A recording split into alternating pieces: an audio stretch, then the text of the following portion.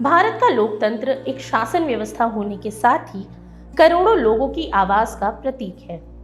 यहाँ सत्ता परिवर्तन और संवैधानिक पदों पर चयन की प्रक्रिया जनता और उनके प्रतिनिधियों की भागीदारी के बिना अधूरी है। यही कारण है कि राष्ट्रपति और उपराष्ट्रपति जैसे सर्वोच्च पदों का चुनाव न केवल एक संवैधानिक आवश्यकता है, बल्कि लोकतांत्रिक मूल्यों की जीवंत मिसाल भी है। वहीं आज जब हम 2025 के उपराष्ट्रपति चुनाव की आहट संसद और राजनीति के गलियारों में सुनते हैं, तो ये चुनाव अपने आप में भारतीय राजनीति का एक महत्वपूर्ण अध्याय बन जाता है। तो चलिए सबसे पहले समझते हैं कि इस चुनाव में निर्वाचक कौन होंगे। दरअसल राष्ट्रपति चुनाव के विपरीत उपराष्ट्रपति का चुनाव केवल संसद सदस्यों द्वारा किया जाता है। इसमें लोकसभा और राज्यसभा दोनों सदनों के सदस्य शामिल होते हैं और विशेष बात यह है कि मनोनीत सदस्य भी इस प्रक्रिया का हिस्सा होते हैं। वहीं 2025 के चुनाव में निर्वाचक मंडल में कुल 782 सांसद भाग लेंगे, जिनमें 543 लोकसभा से, 233 निर्वाचित और 12 राज्यसभा में मनोनीत सदस्य शामिल हैं। अब आती है मतदान प्रक्रिया की बात।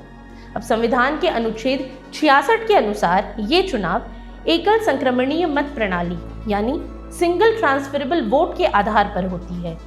सांसद गुप्त मतदान के जरिए अपने पसंद के क्रम में उम्मीदवारों को वरीयता अंक देते हैं, यानी पहला, दूसरा और तीसरा। वहीं जीतने के लिए उम्मीदवार को आधे से ज्यादा वैध वोट हासिल करने होते हैं। अब अगर पहले चरण में कोई बहुमत नहीं पाता है तो सबसे कम वोट वाले उम्मीदवार को बाहर कर दिया जाता है और उसके वोट अगली पसंद के अनुसार स्थानांतरित कर दिए जाते हैं। वहीं ये प्रक्रिया तब तक चलती है जब तक एक उम्मीदवार बहुमत हासिल नहीं कर लेता। पूरी प्रक्रिया संसद भवन में चुनाव आयोग की देखरेख में ही संपन्न होती है। वहीं इस बार का चुनाव और भी रोमांचक है, क्योंकि इसमें दोनों ही गठबंधन बड़े दिग्गज उम्मीदवार मैदान में उतार चुके हैं। एनडीए ने महाराष्ट्र के राज्यपाल और झारखंड के पूर्व राज्यपाल और वरिष्ठ भाजपा नेता सीपी राधाकृष्णन को उम्मीदवार बनाया।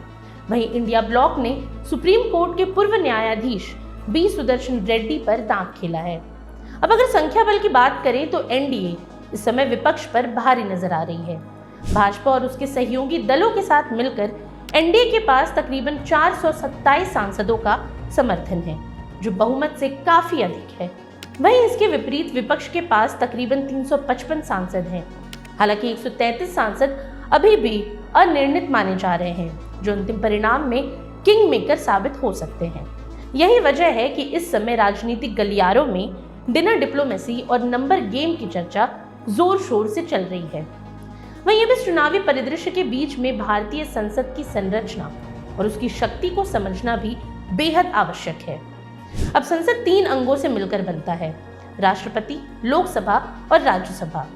लोकसभा जनता द्वारा प्रत्यक्ष रूप से चुनी जाती है और इसे संसद का निचला सदन कहा जाता है।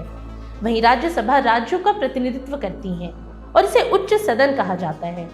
लोकसभा की ताकत यह है कि यहाँ सदस्य संख्या ज्यादा होती है और धन विधेयक जैसे महत्वपूर्ण मामलों पर इसका निर्णय अंतिम होता है। वहीं राज्यसभा एक स्थायी निकाय है, जिसमें 1/3 सदस्य हर 2 साल में सेवानिवृत्त होते हैं। इसके अलावा लोकसभा का इतिहास भी गौर करने वाला है।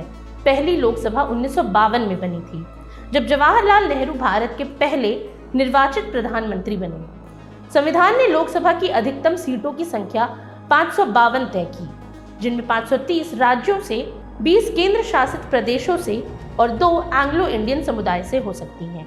वहीं वर्तमान में लोकसभा में कुल 545 सदस्य हैं। वहीं राज्यवार सीटों का बंटवारा जनसंख्या पर आधारित होता है।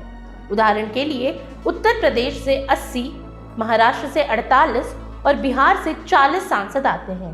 अब अगर लोकसभा की शक्तियों पर नजर डालें तो इसमें विधायी, वित्तीय, कार्यपालिका और न्यायिक सभी क्षेत्रों में महत्वपूर्ण अधिकार दिए जाते हैं। कानून बनाने से लेकर सरकार पर अविश्वास प्रस्ताव तक, बजट पारित करने से लेकर संविधान संशोधन तक लोकसभा की भूमिका सर्वोपरि है। यही कारण है कि इसे जनता की सबसे सशक्त आवाज कहा जाता है। वहीं लोकसभा की 552 सीटों का बंटवारा राज्यों की जनसंख्या के आधार पर किया गया है।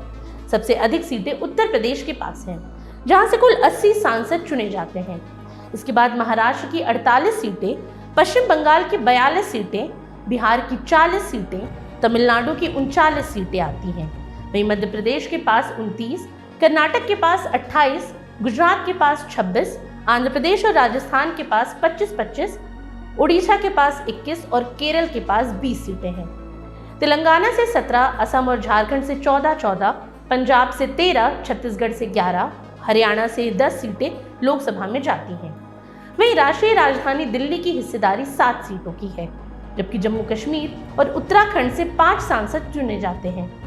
हिमाचल प्रदेश की 4 सीटें हैं। पूर्वोत्तर और छोटे राज्यों में अरुणाचल प्रदेश, गोवा, मणिपुर, मेघालय, मिजोरम और त्रिपुरा, इन सभी से 2-2 सांसद लोकसभा पहुंचते हैं। वहीं अंडमान निकोबार, चंडीगढ़, दादरा नगर हवेली, दमन दीव, लद्दाख, लक्षद्वीप, नागालैंड, पुडुचेरी और सिक्किम से एक सांसद लोकसभा में प्रतिनिधित्व करते हैं। इस प्रकार कुल मिलाकर भारत की लोकसभा में राज्यवार और केंद्र शासित प्रदेशवार सीटों का वितरण लोकतंत्र की विविधता और व्यापकता को दर्शाता है। ये संरचना सुनिश्चित करती है कि देश के हर कोने से जनता की आवाज संसद तक पहुंचे और राष्ट्रीय निर्णय प्रक्रिया में शामिल हो।